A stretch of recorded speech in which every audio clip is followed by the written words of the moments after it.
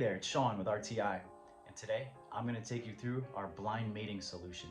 A blind mate is when you can make an electrical connection without actually having physical access to the connectors. One common application is in an aircraft cockpit where there's limited space and you have to install the communications and control panels.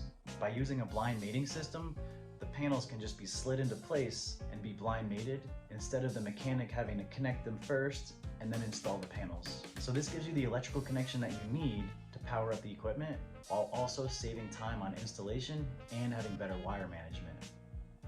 There are a few pieces of the puzzle to make this work properly. First, the connector has a chamfered edge, which means that the connectors don't have to be lined up perfectly, but they'll still slide into place in order to mate. The angle of the chamfer means that even if the connectors are not perfectly lined up, they'll still be guided into place properly. This is an essential part of the blind mating system because with blind mates, you can't actually see the connectors like you would in a typical mating situation.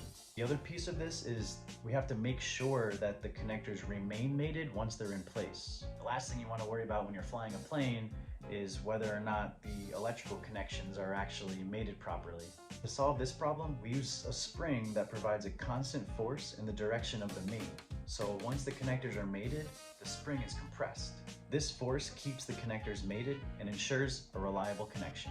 There are lots of applications for this. Basically anywhere that equipment needs to be installed, especially if it's tighter areas like vehicles, aircraft, or even command centers. So I hope you learned something from this. Be sure to reach out to us at RTI for any applications that could use a blind mating solution. Stay tuned for next episode where you can learn about one of our shelter panels.